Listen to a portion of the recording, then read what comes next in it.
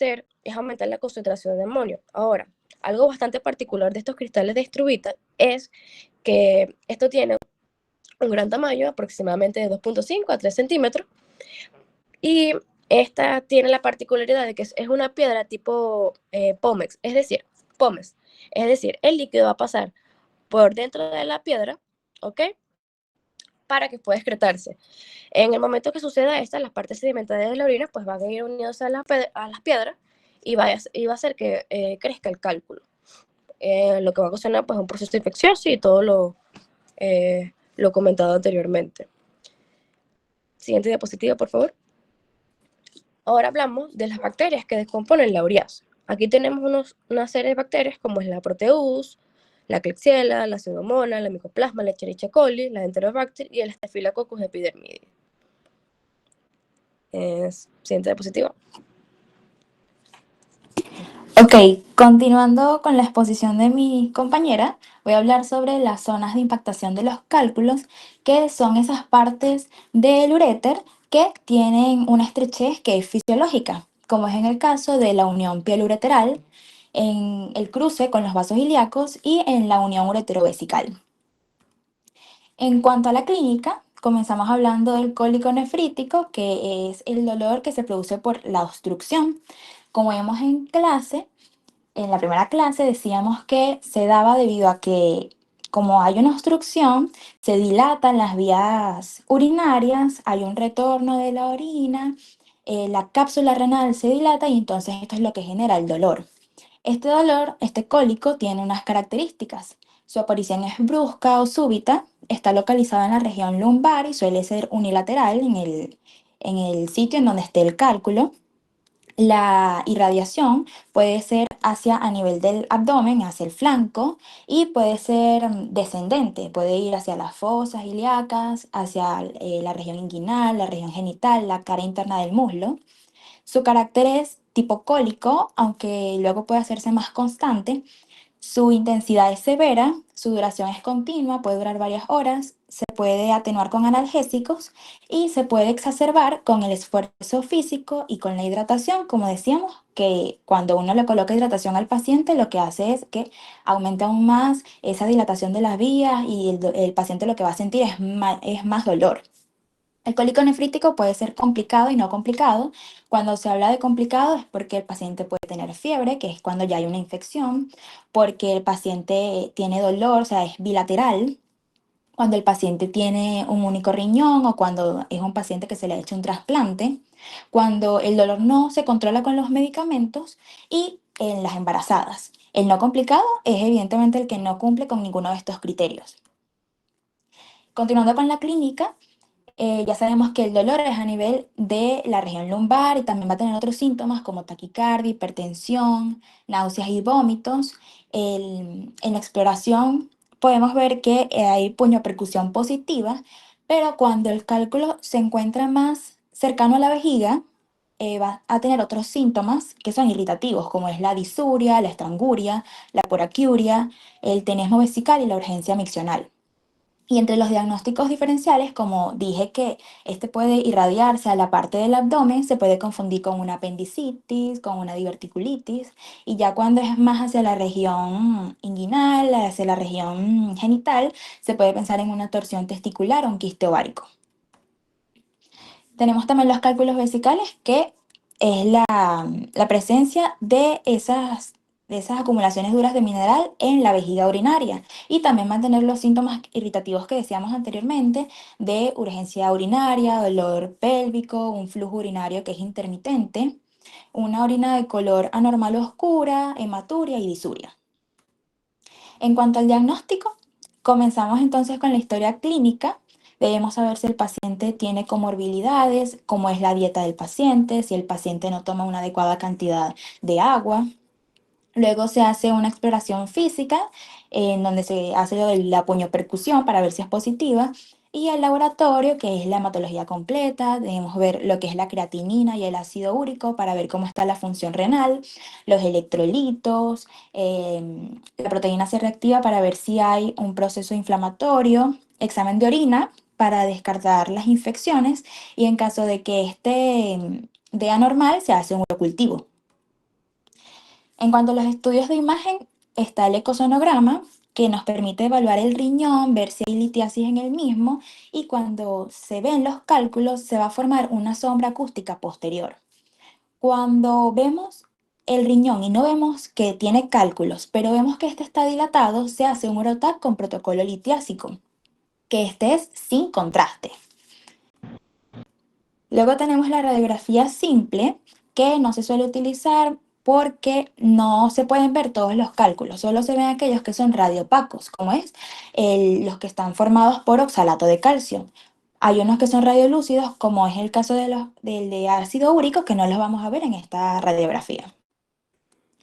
La Asociación Europea de Urología recomienda, o sea, tiene ciertas recomendaciones, entre las que están que se indican los estudios de imagen inmediatos cuando el paciente tiene fiebre, cuando hay riñón solitario o cuando el diagnóstico está en duda. También se utiliza una tomografía simple para confirmar el diagnóstico de los cálculos que tienen dolor en el flanco después del ultrasonido. Y se puede realizar en algunos casos un estudio con contraste si se necesita evaluar lo que es la anatomía del sistema colector renal. En cuanto al tratamiento para el cólico, se dan los antiinflamatorios no esteroideos como el metamizol, los opioides como segunda línea y la uteroscopía en caso de que que esta persista a pesar de los analgésicos. También está lo que sería la terapia expulsiva, que se utilizan los alfa bloqueadores como la tamsulosina, se utilizan inhibidores de la fosfodiesterasa 5 como el tadalafil, y esto más que todo se utiliza para los cálculos que son menores de 10 milímetros y que son distales, es decir, que están más cercanos hacia la vejiga. Y la intervención quirúrgica puede ser una nefrolitotomía, pielolitotomía, ureterolitotomía, litocistotomía, que es para extraer ese cálculo. Y también está la litotricia extracorpórea por ondas de choque, que consiste en ondas que destruyen ese cálculo. Y aquí hay unas ciertas medidas preventivas que debemos decirle al paciente, como la ingesta dieta balanceada, que tenga un contenido limitado de sodio en su dieta, que su dieta sea rica en fibras y vegetales, que mantenga un índice de masa corporal normal, que tenga una actividad física adecuada y que reduzca la ingesta de refrescos como la Coca-Cola. Gracias.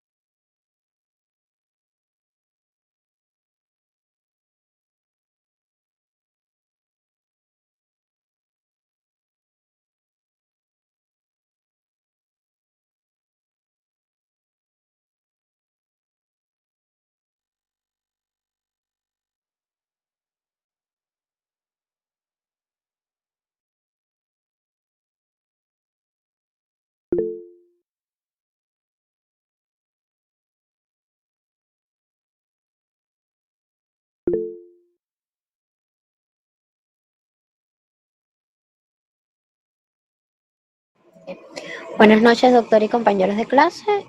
Siguiendo con la lista de los seminarios, mi compañera Fabiola y mi persona vamos a hablar sobre el cáncer de vejiga, ureter y pelvis. Pasar, por favor. Vamos a comenzar con el cáncer de vejiga. Con respecto a la epidemiología, es más frecuente en hombres de raza blanca alrededor de los 65 años. También es más frecuente en aquellas personas que viven en países desarrollados e industrializados. La localización más frecuente del cáncer de vejiga es en el trígono vesical, el cual está delimitado por los uretes, los orificios ureterales y el de la uretra. Aunque también se puede dar en las paredes laterales de la vejiga y en la base. Siguiente, por favor. Con respecto a la etiología, la causa más frecuente o más asociada con el cáncer de vejiga es el tabaquismo, así como también la ingesta de analgésicos. No quiere decir que si me tomo un analgésico ya soy propenso a padecer cáncer de vejiga, no. Es más que todo en aquellas personas que tienen alguna patología, como por ejemplo la artritis reumatoide, que es una enfermedad de larga data, y el uso constante de analgésico puede llevar a desarrollar el cáncer de vejiga. Entre otras causas tenemos las infecciones del tracto urinal recurrentes, como por ejemplo el uso prolongado de sondas, pacientes con cálculos, una vejiga neurogénica, entre otros. También la presencia de irradiación pélvica en aquellos pacientes que reciben radioterapia, específicamente en el foco de pelvis, como por ejemplo el cáncer de próstata, útero o colon. Siguiente.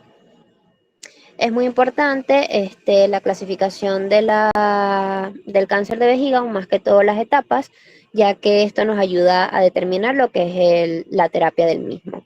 Debemos considerar que el cáncer de vejiga es más frecuente a nivel de urotelio de células transicionales en un 95% y en menos medida tenemos los que son los adenocarcinomas, ya que la vejiga no presenta glándulas, es un 1%, y en un 2% los carcinomas epidermoides. Ahora bien, con respecto a las etapas, el cáncer de vejiga se va a desarrollar desde el interior hacia el exterior de la misma, teniendo un cáncer superficial en donde va a invadir lo que es la mucosa y la submucosa. Aquí podemos encontrar el carcinoma in situ o el estadio en cero, que aquí solamente va a haber una invasión a nivel del epitelio y no va a pasar la membrana basal. A pesar de que este es un cáncer poco invasivo, estas células son pobremente diferenciadas, por ende suele ser agresivo y pueden preceder lo que es un carcinoma invasor. En segundo lugar, tenemos el estadio 1A o carcinoma papilar, que a diferencia del in situ, este sí penetra lo que es la membrana y está bien diferenciado y suele ser el más frecuente. Luego tenemos el estadio 1B o 2, como aparece acá. Es una invasión de la submucosa, bueno, invade la submucosa sin llegar a la capa muscular. Y este cáncer es característico porque son carcinomas superficiales y después de estriparse tienen un alto índice de recurrencia, una vez siendo estripado. Por eso hay que tener hay que tener mucho cuidado o tener bajo observación el paciente posterior a la estripación del mismo. Luego tenemos el cáncer de vejiga profundo, que sí va a invadir lo que es la capa muscular de la vejiga. Es un cáncer agresivo y con una baja residencia. Tenemos el B1, que es invasión superficial del músculo detrusor de la vejiga. Tenemos el B2, que va a ser una invasión del músculo detrusor de la vejiga. O sea, el B1 es una invasión superficial y el B2 va a ser una invasión profunda del músculo detrusor de la vejiga. Luego tenemos el C, que va a ser la invasión de la grasa perineal, como podemos ver en la etapa 3, que ya está abarcando lo que es la grasa. Y el último sería ya la metástasis, en donde puede ser una metástasis a distancia, afectando lo que es hígado, pulmón, hueso, cerebro, y también puede afectar lo que son a los ganglios. Siguiente. Es muy importante esta clasificación, ya que determinando el grado tumoral podemos determinar la afección del mismo. Es decir, si tenemos un cáncer o un tumor bien diferenciado, el paciente puede tener un buen pronóstico. Por otra parte, si no es o está pobremente diferenciado, quiere decir que es un mal pronóstico. Igual que la profundidad del mismo. Si es superficial es un buen pronóstico y si es más invasor es un mal pronóstico. Pasa lo mismo con lo que es la invasión linfática, o sea, cuando ya hay una afectación a nivel de los ganglios linfáticos, cabe destacar que la parte superficial o el cáncer superficial no tiene una invasión linfática a diferencia del profundo. Okay. Los signos y síntomas de un paciente cuando presenta cáncer de vejiga, bueno, hematuria puede ser macroscópica o microscópica, también presenta síntomas de irritabilidad vesical, como la poliquiuria, el tenesmo vesical y disuria, así como también va a tener edema a nivel de los miembros inferiores. En el examen físico podemos encontrar dolor en el flanco, sensación de una masa o engrosamiento de la pared a nivel vesical. Siguiente. Para el diagnóstico podemos hacer un diagnóstico clínico, un diagnóstico de laboratorio y un diagnóstico de imagen. Con respecto al clínico, la hematuria puede ser asintomática, donde no va a presentar dolor ni ardor, o puede ser sintomática.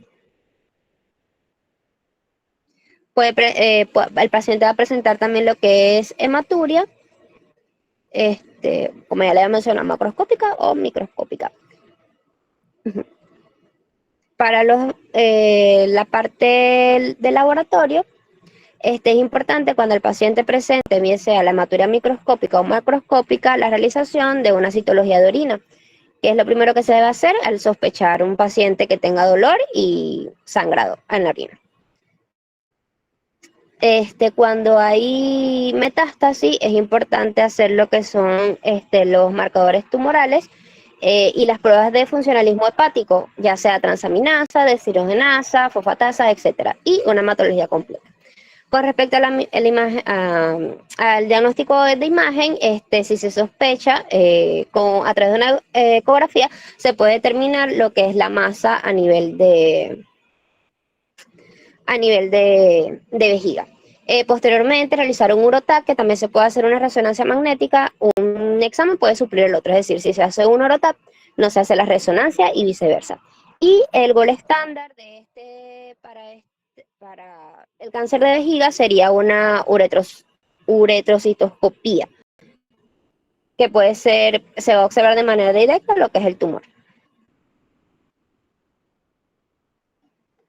Gracias. Ok. Con respecto al tratamiento, en caso de que sea un tumor superficial, se puede hacer una resección transureteral de tumor o una cistectomía parcial.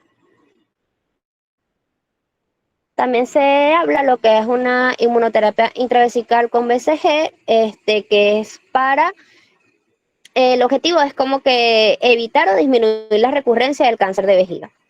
Y los estudios demuestran que funciona en un 75%. En el caso de que sea un tumor profundo, en este caso se va a hacer lo que es una citostomía radical, que en los hombres sería una cistoprostatectomía, en donde se va a resecar lo que es la vejiga, próstata y vesícula seminal, y en las mujeres sería una histerectomía total con cistectomía, uretrectomía, más resección de un tercio superior de la vagina. Posterior a eso, lo que es la radioterapia y quimioterapia, y también se puede hacer lo que es una nueva vejiga, que es derivar la orina a una nueva vejiga, colocando lo que es o haciendo una unión de uréteres que pueden ser del intestino delgado con el intestino grueso o el estómago. Gracias. Buenas noches, doctor y compañero. Mi nombre es Fabiola Fariñas y continuando con la exposición, ya hablamos un poco de lo que fue el cáncer de vejiga. Ahora estaré hablando de lo que es el cáncer de pelvis renal y cáncer de uréter. Cuando hablamos de su incidencia, decimos que estos cánceres son muy raros, simplemente representan el 4% de los cánceres ureteliales. Se puede decir que la edad media de diagnóstico es en adultos mayores a partir de 65 años y que a menudo también se presenta como una normalidad uroterial que está muy extendida. Cuando hablamos de su etiología, estos tipos de cáncer pueden estar dados por distintas causas, como lo son el tabaquismo, solventes industriales que pueden dañar las células de este revestimiento, como lo es el benceno, pacientes con largos antecedentes de ingesta excesiva de analgésicos, como lo son el acetaminofén, el ácido acetilcílico, la fenacetina, pacientes con nefropatía de Balcanes o pacientes que también han estado expuestos a torotrasto, que es un producto radioactivo.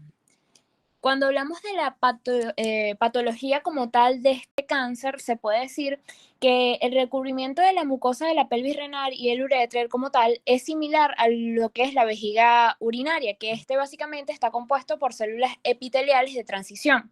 Por lo tanto, se puede decir que este tipo de cánceres en un 99 o 90% se dicen que son tumores de células de transición. Son los más comunes en este tipo de cáncer y que los papilomas representan en un 15 a 20% de los casos en estos cánceres. Cuando hablamos de los tumores benignos más frecuentes, los más comunes son los pólipos fibroepiteliales, los leiomas y los angiomas. También se puede decir que cuando hablamos de este tipo de cánceres, los sitios metastásicos más comunes incluyen lo que son los ganglios linfáticos regionales, el hueso y el pulmón. Los carcinomas epidermoides representan lo que es un 10% de los cánceres pélvicos renales y que son muy raros en lo que es la parte del uréter. Estos tumores también suelen identificarse en pacientes con antecedentes de inflamación crónica debido a una infección o a una litiasis.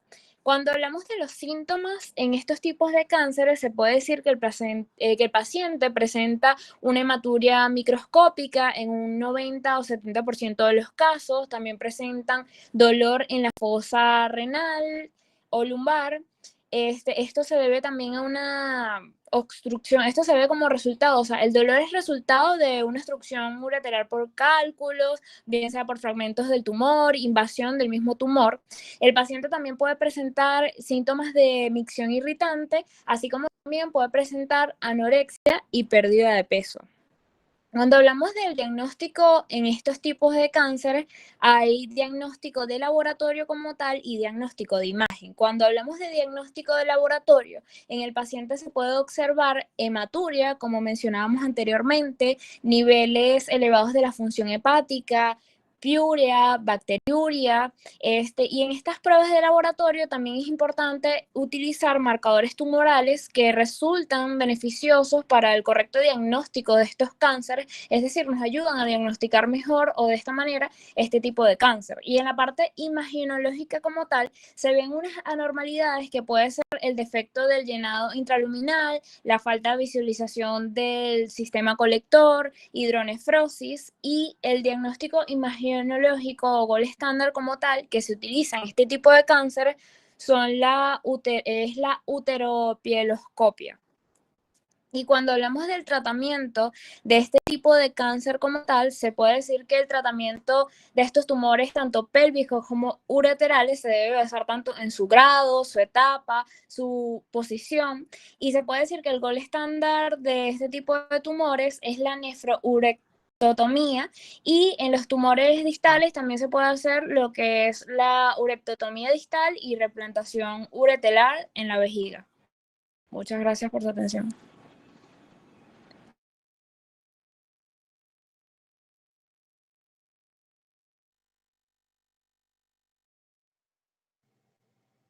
Ok, vamos a montar pongo la presentación de litiasis.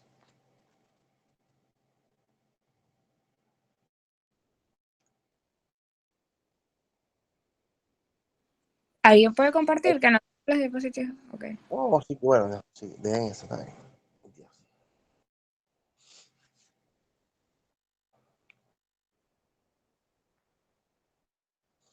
Ok, muchachos, lo primero que deben saber es que la litiasis urinaria está a cualquier nivel del tracto urinario.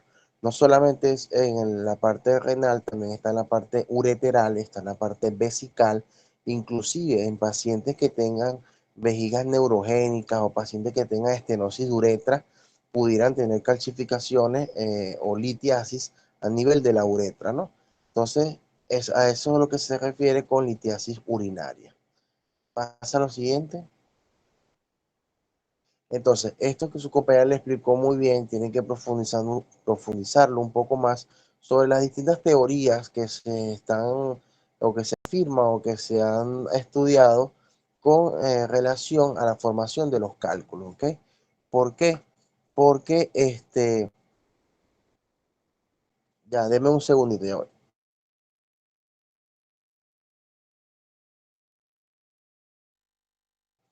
Ok, donde entre esas teorías son varias, pero son las tres principales, donde la primera es la más aceptada, la sobresaturación y la cristalización. Recuerden lo que decía en las clases, no sé si fueron ustedes otros compañeros, que es como el ejemplo del vaso de agua. Tenemos el soluto y el solvente. Mientras más soluto, ¿ok? Más residuo urinario, más sedimento urinario, más formación de cálculos. Mientras más solvente, o sea, más líquido, más consumo de agua, más, el paciente esté mejor hidratado, entonces va a haber menos residuo, menos concentración de cristales, menos cálculo. ¿Okay? Entonces, esa principal es la que más se utiliza, pero profundícense un poco como para cultura general, ¿ok? Porque si se dan cuenta o parte del tratamiento de la litiasis, ¿alguien sabe lo que es el famoso Urosip?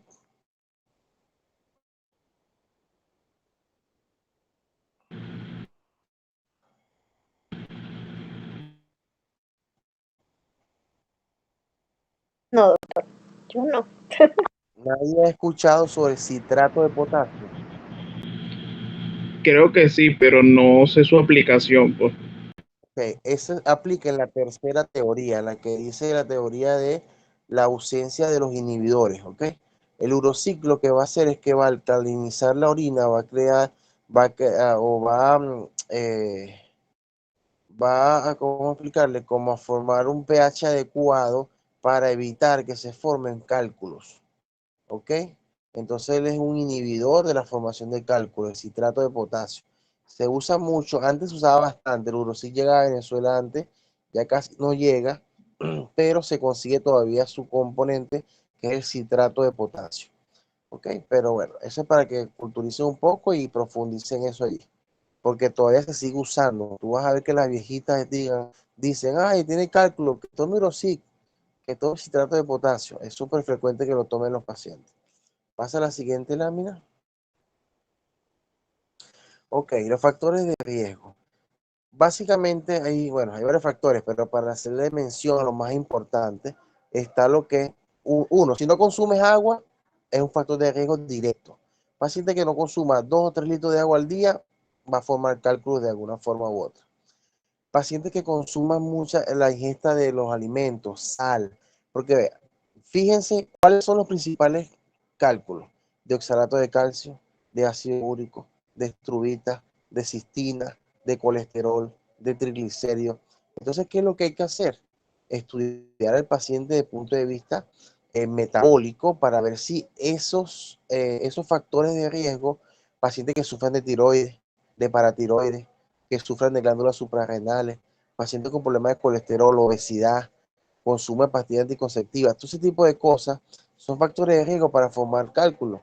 Entonces, tienen que estar pendientes con esto de cuando los pacientes, por ejemplo, ¿ustedes por qué creen que las personas de Oriente, de Margarita, por ejemplo, forman más cálculos que los de Mérida, por ejemplo?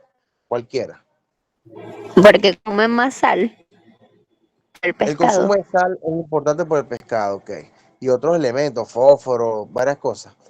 Acuérdense que los cálculos se forman por minerales, ok. Ahora, pero ¿por qué otra cosa? Porque En falta el Margarita agua. no, la gente vive de la pesca, pescan mucho. Entonces son pacientes que están en contacto con el sol directo. Todo el día andan sin camisa en la playa, se deshidratan, no consumen agua lo suficiente. Entonces son pacientes que van a formar más cálculo que los de Mérida, por ejemplo. También tiene que ver mucho con la vitamina D. Léanse, que sea más curioso, que lea cuál es el uso o cuál es el papel de la vitamina D, ¿ok? O el calcitriol en la formación de los cálculos, ¿ok? Lean eso un poquito para que profundice. Pero entonces esos pacientes que no consumen agua, que están deshidratados, expuestos al sol, en ciertos lugares de trabajo, son pacientes que van a formar cálculos de una forma u otra, ¿ok? Sigue. Ah, no, hacia atrás, hacia atrás. No, no, esa, no está bien. No, no, perfecta, perfecta, la siguiente. Ok. ¿Por qué es importante saber los tipos de cálculo? Eso tiene una importancia. ¿Alguien sabe cómo se llama el estudio de los cálculos? O sea, cuando yo opero un paciente, es prioritario que obtengamos una muestra de cálculo y lo mandemos a estudiar. ¿Sabe alguien cómo se llama ese estudio?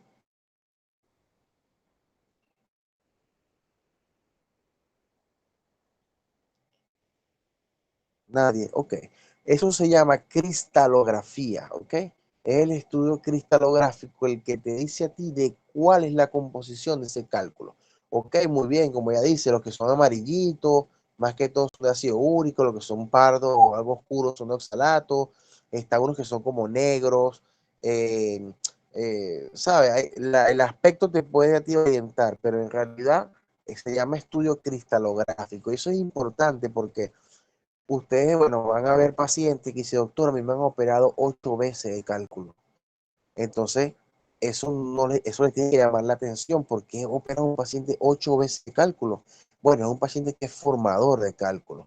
Seguramente es un paciente que si tú no mandas a estudiar el cálculo, no sabe cuál es el componente. Quizás el paciente, el componente era, qué sé yo, ácido úrico, perdón, era oxalato de calcio, y el paciente tiene un problema metabólico con las paratiroides, entonces es un paciente que forma cálculo a cada rato. Y lo vas a operar 20 veces, 30 veces, y va a formar cálculo a cada rato. ¿Por qué? Porque no le está dando parte del tratamiento, no es nada más sacar la piedra y listo. Es sacar la piedra, ver de qué está compuesta la piedra y darle tratamiento desde el punto de vista metabólico para evitar que se forme esa piedra. Entonces, mucho del manejo de los cálculos también tiene que ver con la especialidad de endocrino. Porque uno siempre cuando opera un paciente le saca la piedrita, la manda a estudiar y cuando tenga el resultado lo manda con el endocrino. ¿Ok? Para ver si hay alguna alteración en la tiroides, paratiroides, glándulas suprarrenales o algún defecto para la producción de cálculos. ¿Sí entienden eso? Sí. Sí, doctor. Sí, doctor. ¿Cuáles son los principales cálculos? ¿Cuáles son los más frecuentes? Los oxalatos de calcio. Y ellos tienen dos tipos, monohidratado y dihidrohidratado, ¿ok? Están los de colesterol, triglicéridos. Ahora, ¿alguien sabe? En el tratamiento de los pacientes, hay cálculos que se forman por medicamentos. En el tratamiento de los pacientes con HIV, utilizamos un retroviral que se llama Indinavir. Ese en especial es un fármaco que produce litiasis, ¿ok? Entonces, cuidado, pendiente con eso.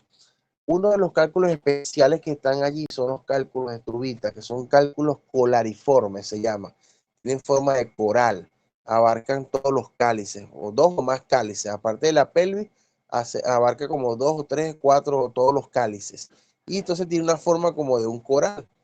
¿Cuál es la característica? Dígame alguien dos características de ese cálculo que lo hacen especial. Dos características. Es poroso. Es poroso, esa es la primera. Si es poroso, no es obstructivo.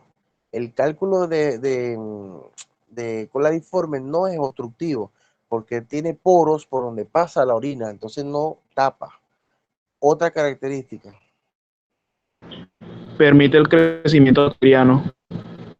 Exactamente. Es un cálculo infeccioso, está formado por bacterias. Entonces, esos pacientes van a hacer infecciones de orina cada rato. Nunca se les va a quitar hasta que no saquen el cálculo. Entonces, esas dos características son las premisas de los cálculos colariformes. No se les olvide. Sigue la siguiente lámina. Eh, una pregunta así curiosa. ¿Alguien sabe qué son las unidades Homefield?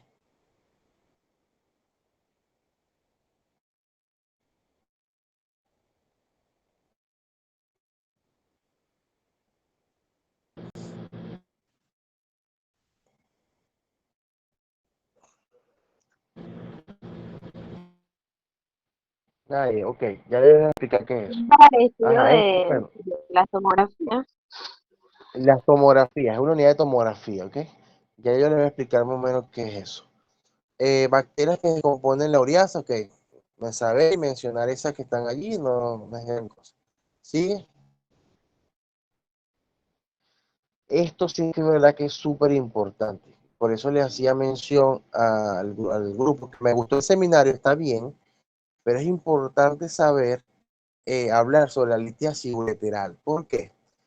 El uréter tiene tres sitios no sé, no diría yo, tres sitios de estrechez, donde es más pequeño en diámetro el uréter. El primero es la unión urétero arriba, donde nace después de la pelvis, viene como una porción más chiquita y sale el uréter, ¿ok? Después el cruce de los vasos gonadales, que es en el tercio medio más o menos, y después llegando a la vejiga, que se llama unión urétero-vesical. Entonces, los cálculos para que se forman, tienen que saber que hay cálculos primarios y cálculos secundarios. Los cálculos primarios que se forman en el riñón, para que lleguen abajo a la vejiga y sean expulsados, tienen que pasar esas tres alcabalas, ¿ok? Si no, no van a pasar y entonces por lo general se van a quedar atascados en uno de esos segmentos. Entonces, eso es pregunta de examen, ¿ok? O algo por allí va para el examen con esa. Eso es importante saberlo. Entonces, saber que el uréter mide de 5 a 7 milímetros. Entonces, no podemos pretender que una piedra de 1 centímetro, que son 10 milímetros del uréter, ¿ok? Se va a quedar atascada en alguna parte. Entonces, va a producir dolor. Inclusive, los litiasis ureterales es más frecuente que dolor, o sea, es una de las principales causas de cólico nefrítico, la litiasis ureteral, más que la renal, porque en el riñón hay más espacio. El cálculo puede flotar, puede ahí estar moviéndose. En cambio, en el uréter no.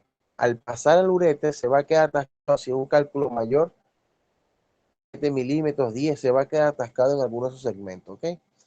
Entonces, esto es importante que lo sepan. Sigue la otra. Ok, ¿cómo es la clínica de toda la litiasis? Generalmente es lo mismo, un cólico nefrítico, sobre todo litiasis alta, riñón, uréter, ¿ok? Ya cuando se acerca más a la vejiga, ya hay más síntomas irritativos, ¿ok? Más síntomas de urgencia miccional, de disuria, de polaquiuria, de tenesmo. Pero cuando son altos en riñón, pelvis o uréter, la clínica es parecida. Hay cólico nefrítico, aparición súbita, localizado en la región lumbar, de fuerte intensidad, que atenúa o no con ingesta analgésico. Se puede irradiar con fosílica derecha, genitales externos, cara interna del muslo, región glútea, viene acompañado de náuseas, vómitos. Cuando hay fiebre ya porque hay algo añadido, por un proceso infeccioso añadido, o hay una complicación, que es una pielonefritis, porque la orina como no baja, se queda acumulada y es un reservorio de bacterias. Y atenúa con ingesta analgésico. Es importante que ustedes sepan de esa clínica y de los diagnósticos diferenciales, que eso tampoco lo mencionaron allí. ¿Por qué? Yo puedo tener una lumbalgia mecánica, puedo tener una hernia, una diverticulitis, una apendicitis, una enfermedad verticular, verticulosis, ¿qué se me ocurre? Quiste de ovario, lo que sea. Y la clínica es parecida, puede parecer un cólico nefrítico. Pero si, por ejemplo, hablamos de una cólico nefrítico en diferencia con una litiasis, con una hernia inguinal, una hernia, perdón, lumbar o una lumbalgia mecánica, ¿cuál es la diferencia de esos dos, de esos dos, de esas dos patologías? ¿Cómo yo sé que es una lumbalgia mecánica y no un cólico nefrítico? La lumbalgia mecánica se ve con el reposo. Cede o se modifica, o sea, o aumenta el dolor cuando tú Se haces un cambio atenúa. de postura. Es que no es que, ajá, más o menos así, sí tienen idea, pero hay que darle mejor, ¿cómo se llama? La explicación. El cólico nefrítico es continuo, ¿ok? Continuo. La lumbalgia va a modificarse, bien sea para exacerbarse o para mejorar con los cambios de postura. Si yo tengo un problema de la columna, me acuesto en una cama recto, el dolor puede mejorar.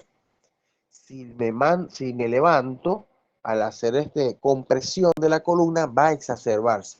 En cambio, el cólico nefrítico no es continuo. ¿Ok? Entonces, un paciente que tú estés examinando, ok, me duele aquí atrás la columna, por aquí, en la región lumbar. No, eso es de urología, eso es un cólico nefrítico. No, mándale a hacer un signo de la SAGE. ¿Sabe cuál es la SAGE? que manda a levantar la pierna, el paciente tiene dolor, ¿ok? Que las piernas rectas, que se flexione, toque la punta de los pies, el dolor se aumenta. Eso es lumbalgia mecánica. Entonces los diagnósticos diferenciales tienen que saberlo, ¿ok? Es importante. Alcohólico nefrítico, la clínica. Otra cosa importante es, depende de la ubicación del cálculo, puede ser los síntomas. Por ejemplo, un cálculo que esté arriba en el riñón alto, el dolor va a ser netamente lumbar. Mientras más vaya descendiendo el cálculo, por ejemplo, en uréter medio, uréter distal, va a tener síntomas más, ¿cómo se llama? No tanto es dolor, se va a acompañar de dolor más lo que les comentaba, pues se localizan en flanco, en fosiliaca, dolores de testículo, tenesmo, disuria. O sea, mientras él más va bajando, más clínica va teniendo de síntomas urinarios bajos, irritativos, ¿ok? ¿Qué más? ¿Qué más? Ok, sigue. Ok. El cálculo vesical, la clínica más que todo, como le digo, es irritativa. Esos son, los cálculos vesicales son cálculos secundarios. Esos cálculos no se forman como los primarios allá en el riñón.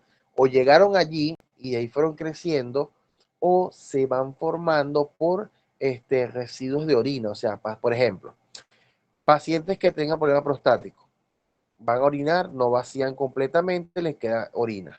Esa orina va quedándose almacenada, y todo eso se va volviendo un proceso infeccioso, va precipitando entonces un poco de partículas, el sedimento, y hacen cálculos, ¿ok? Un paciente con una vejiga neurogénica que no puede orinar por sí solo, tiene que vaciarse la vejiga, hacerse cateterismo, esos pacientes van a formar cálculo, ¿ok? Entonces, los síntomas ya saben, son dolor y síntomas irritativos. ¿Qué más pasa? El diagnóstico. Ok. Desde el punto de vista del laboratorio, lo que podemos evidenciar más que todo es con examen de orina, la presencia de oxalatos de calcio, de cualquier cristal, la presencia de cristales, ¿ok? Podemos tener también, ¿cómo se llama? Hematuria, sobre todo microscópica, si el cálculo va bajando, migra, lesión del urotelio, el paciente va a sangrar y tiene hematuria microscópica, ¿ok? Los otros paraclínicos no nos ayudan tanto para el cólico nefrítico, ¿ok? Ni para la litiasis, solamente la presencia de cálculo. Ahora sí, el gol estándar es el estudio de imagen, ¿sigue? Ok. El ecosonograma siempre, usted no pide un Urotac de entrada. Usted no va a ver que le llega el paciente, ay, que es un cólico, le dicen Urotac. No. Primero haces una ecografía. La ecografía es lo primero. ¿Qué busca en la ecografía? Si hay dilatación de la vía urinaria o presencia, perdón, no todo, o presencia de cálculos. Si tú tienes un hallazgo con una presencia de cálculo o dilatación de la vía urinaria, el estudio que se pide a continuación es la Urotac, ¿ok? Ahora, ¿qué Urotac pedimos? Vamos a ver. Con protocolo de litiasis, Urotac sin contraste. Ok.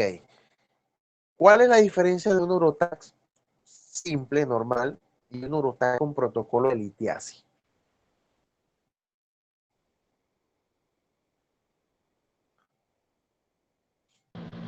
¿Alguien Bueno, sabe? primero es el uso, el no usar contraste, es la principal No, diferencia no. porque normal.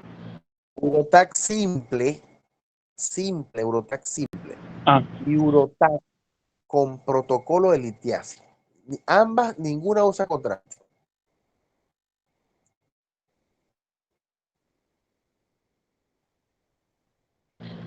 puede ser la cantidad de imágenes.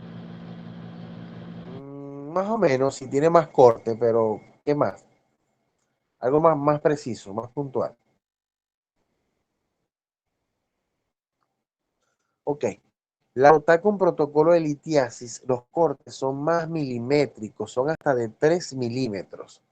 Es decir, que un cálculo de 3 milímetros puede ser observado por una Urotac con protocolo de litiasis. En cambio, la Urotac normal son cortes más amplios. Entonces se te puede escapar una pequeña partícula de cálculo. Entonces, esa es la diferencia. Siempre hay que pedir con protocolo de litiasis porque los cortes son más milimétricos, ¿ok? Ya si yo pido contraste porque quiero ver morfología, estenosis, tumores, otro tipo de cosas, ¿ok? Aquí solamente es Urotax simple, con protocolo de litiasis, obviamente. Antes se usaba la pielografía, ok, ahora, usted, los seminarios lo dijeron. ¿Qué utilidad tiene una radiografía a un paciente con cálculo? ¿Qué utilidad? Bueno, si el paciente tiene un cálculo que sea muy opaco, como los de oxalato de calcio, pudieran observarse. Se utilizan las radiografías solamente para ver cálculos radiopacos. Por eso que ustedes ven que cuando ustedes hacen una UroTac o cuando ven una UroTac, ven que la primera lámina, la primera imagen es una radiografía. Es para eso, para ver si son cálculos radiopacos, los vamos a ver allí. ¿Ok? Siempre el UroTac lleva una radiografía incluida, pues. Fíjense en ese dato cuando vean una UroTac. Ok, sigue. Esto está muy bien, me gustó que leyeron eso, las recomendaciones, está perfecto, sigue. Es importante aquí, trata cólico nefrítico. Una palabra, dígame con una palabra. Analgésico. Analgésico, eso es. Cólico nefrítico es analgésicos puros. ¿Qué puedes usar? Uno, dos, eso es indiferente, eso depende del umbral del dolor del paciente, de qué tan dilatado esté, de dónde esté ubicado, está arriba, está abajo, ok, pero es analgésico. Primera línea, los AINES, ok, diclofenac, ketoprofeno, profenil, ibuprofeno, metamizol, dipirona. Puede ser combinar dos, pues yo por ejemplo en mi práctica diaria siempre pongo dos, pongo por ejemplo Notolac, que es ketocorolaco, lo coloco sublingual cada 12 horas de 30 miligramos y le coloco un diclofenac cada 8 horas. Siempre garantizar analgésico por lo menos de 3 a 5 días fijos, tenga o no tenga dolor. Ahora, nos falló el tratamiento analgésico convencional o el paciente es alérgico a los AINES o a algunos analgésicos, uso los opioides, ok, tramadol, que es el mismo Traceval, Saldiar, pero cuidado con los opioides porque son hipotensores, bajan mucho la tensión del paciente.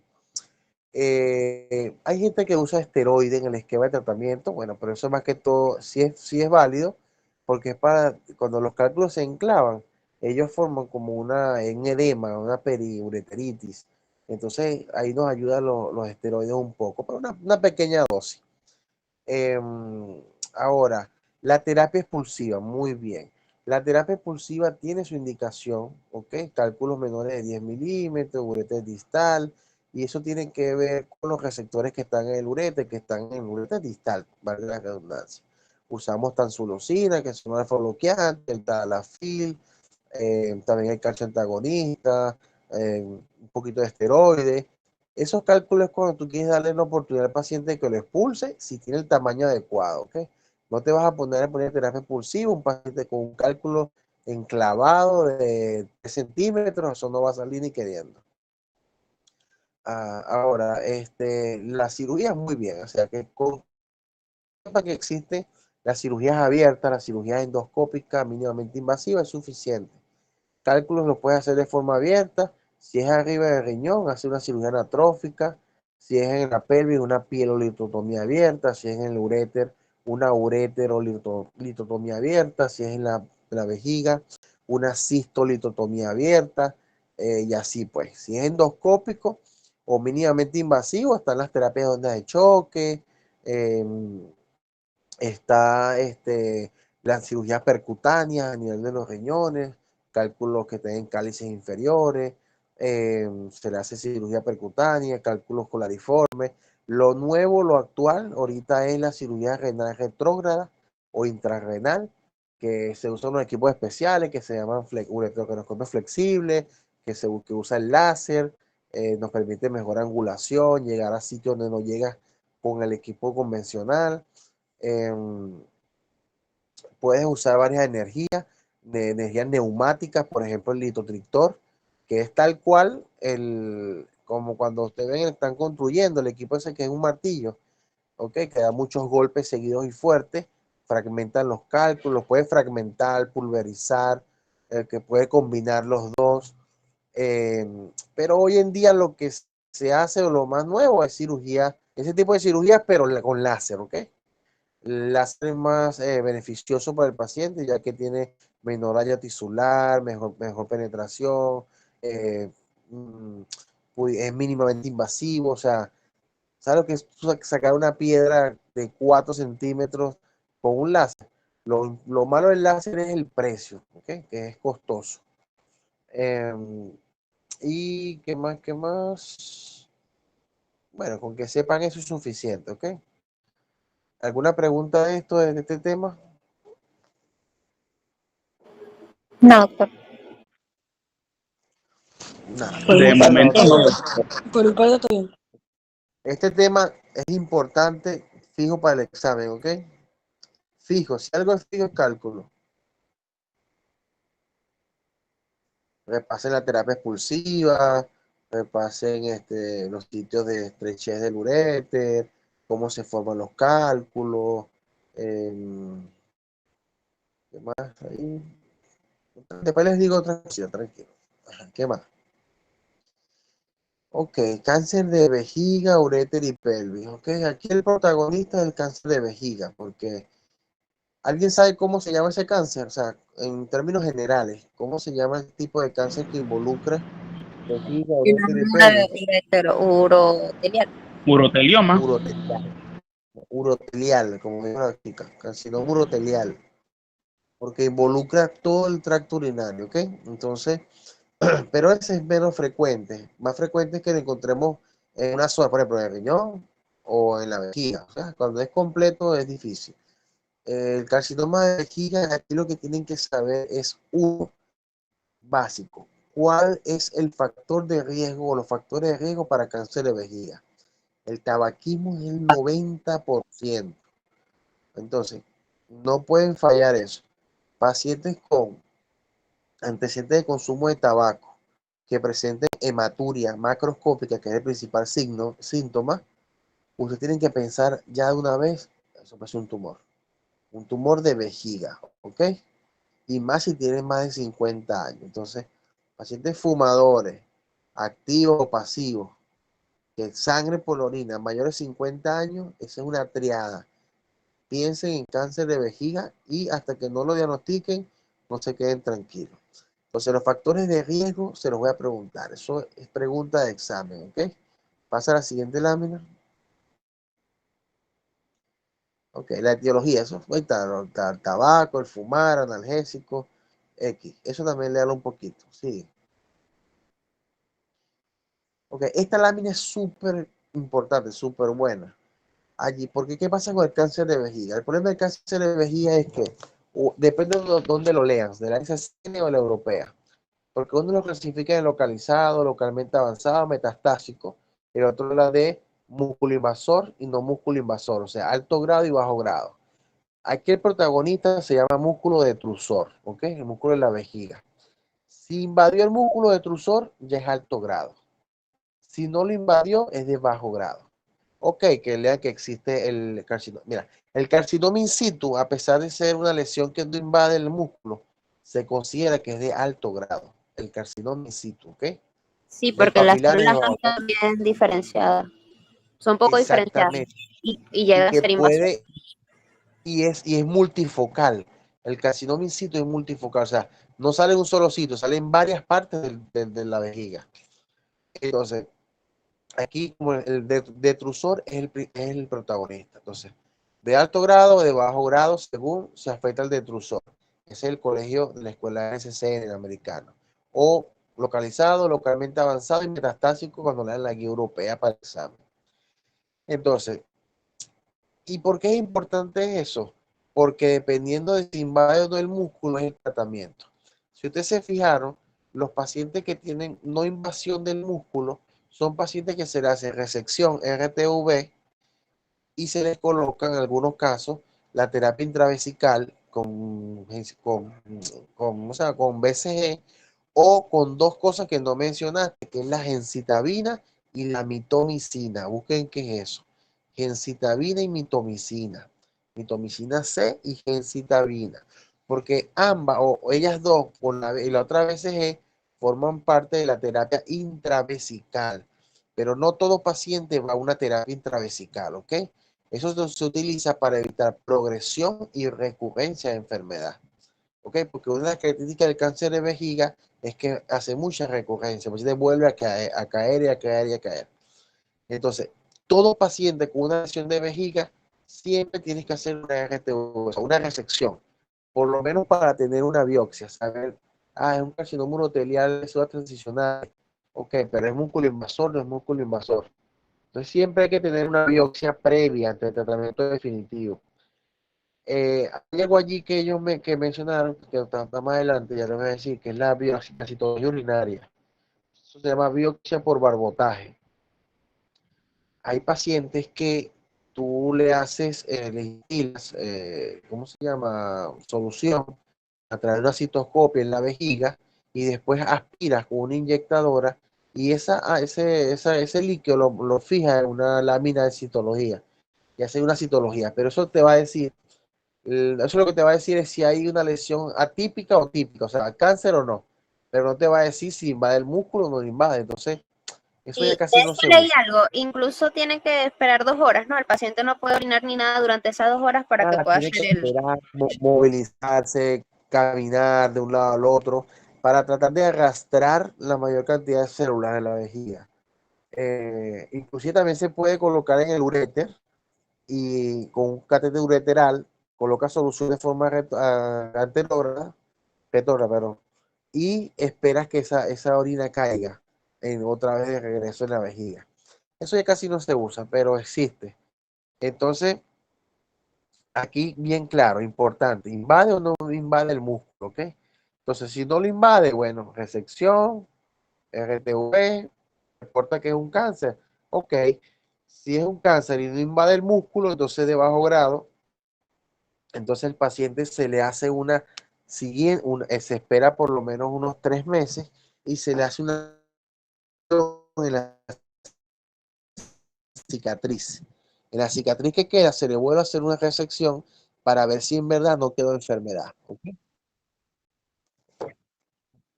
¿Cuál, mi amor? ¿Por Sí, dónde? doctor, lo que acabo de decir, rapidito y que se te recuerda. Que los pacientes cuando son de bajo grado, o sea, no músculo invasores, tú le haces o sea, obviamente no vas a saber si es de alto o no alto grado si no haces la resección primero. Lo primero que tú haces es resecar, o sea, quitas un pedazo de la vejiga, un raspado de la vejiga, ¿ok? Con un equipo especial que corta, ¿no? Lo que le íbamos a hacer al paciente antier, pero no se lo hicimos. Es un aparatico que es como una cucharita, un asa, donde tú usas energía como bipolar y monopolar y tú raspas la mucosa de la vejiga, ¿ok? Quitas la primera capa hasta que tú veas músculo. Eso tú lo mandas a biopsiar, ¿ok? Después que tú mandas a biopsiar, eso te va a decir, sí, es un cáncer de vejiga, célula transición papilar. Bueno, ese es de bajo grado. Entonces, ¿qué es lo que tú haces? Esperas 3 meses, ¿ok? Con el paciente y le vuelves a hacer otra resección de la cicatriz. O sea, la cicatriz se formó allí donde tú quitaste ese pedazo, tú lo vuelves otra vez a quitar, a ver si quedó células o no, ¿ok? Y esos son los pacientes que van a recibir la terapia intravesical, la BCG, la mitomicina, la otra. Porque si tú resecas, ¿ok? Y la muestra te dice que es un urotelial, pero no reporta músculo, tienes que volver otra vez a resecar. Siempre tienes que quitar hasta que llegues al músculo, porque el músculo es lo que te va a decir a ti si es de alto o bajo grado. Entonces, si es de bajo grado, como les dije, resección, terapia intravesical. Ahora, es de alto grado, hay que hacer cistectomía radical. Ya al tocar el músculo, ya es cistectomía radical. ¿Ok? La cistectomía parcial que ya mencionó allí, la parcial, tú la puedes hacer, pero esa tiene sus indicaciones precisas. Por ejemplo, un paciente que tenga, entonces citoscopia, tiene 4 lesiones, no te puedes poner a quitar 4 pedazos de vejiga. ¿Me estás entendiendo? ¿Me entienden eso? Sí, doctor. Sí, Sí, doctor. Entonces, es cuando la lesión es única, una lesión pequeña y única. Allí tú haces una cistectomía parcial y siempre y cuando no toque el músculo detrusor. ¿Sí me entiendes? O sea, yo tomo una muestra, ¿verdad? Es única, pequeña, 2 centímetros, hago una cistectomía parcial, reseco un pedazo de la vejiga y listo. Pero si es múltiple o de foco múltiple o es de gran tamaño o es un carcinoma in situ, yo no puedo ponerme a resecar pedacitos de vejiga. No, tengo que quitar la vejiga completa. Entonces, cuando es de alto grado o músculo invasor, el tratamiento curativo es la cistectomía radical. En el caso de los hombres, una cistoprostatectomía radical. Tiene que sacar vejiga, próstata, parte de la uretra, ¿ok? Y en las mujeres, resecas hasta 2/3 de la vagina, ¿ok? Lo otro es que hay pacientes que, bueno, porque en estadio avanzado son músculo invasores, no se quieren sacar la vejiga completa porque es una cirugía que es muy mórbida, tiene mucha comorbilidad, mucha alta tasa de mortalidad, es una cirugía muy compleja, porque aparte no es nada más sacar la vejiga, después qué vas a hacer con los uréteres, tienes que anastomosar el intestino, hacer como una pequeña colostomía, pero con orina. Entonces es algo que una neovejiga, es algo un poco complejo, ¿no? Entonces hay pacientes que califican o se hacen algo que se llama terapia trimodal de 3. ¿Qué significa eso? Hacerle quimioterapia.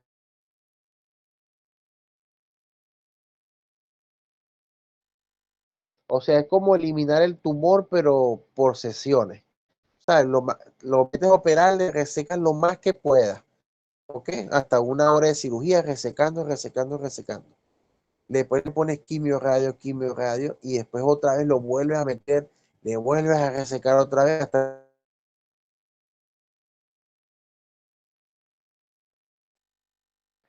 esa es otra opción, cáncer de vejiga. Y el cáncer lo importante es el seguimiento, también que no lo menciono, no sé si lo mencionaron, el seguimiento del cáncer. Todos los que vayan a hablar de cáncer próximamente, digan el seguimiento, ¿ok? Eso está establecido en la guía NCCN y la europea. El cáncer de vejiga se sigue los 2 primeros, el primer año cada 3 meses, segundo año cada 6 meses, hasta los 5 años es una vez al año y después si lo amerita. ¿Cómo se hace el seguimiento? Con tomografía con contraste y con cistoscopia. La cistoscopia, que no sé si se lo mencioné, el diagnóstico de cáncer de vejiga es con eco primero. Si en el eco ves una lesión endoluminal, esofítica o engrosamiento de la pared, pasas a hacer una tomografía con contraste. ¿Para qué? Para captar la lesión. Y ya después le hacen una cistoscopia, que es la visualización directa de la lesión, y posterior cirugía. En el otro apartado, que es el carcinoma urotelial, ahí lo que hay que decir es que cuando eso está presente, que es muy frecuente, la cirugía involucra sacar el riñón, sacar el uréter y 1/3 de la vejiga, dejar un manguito de la vejiga, ¿ok? No puedes sacar más, dejar el uréter y la vejiga. Es una resección incompleta, tienes que sacar todo porque todo forma parte del urotelio. Bueno, me tengo que ir, lo quiero, estudia, nos vemos mañana. Chao. Chao, doctor. Doctor, buenas noches. Chao. doctor, buenas noches. Cualquier Chao. pregunta o duda la manda por el grupo, ¿ok? Se la respondo.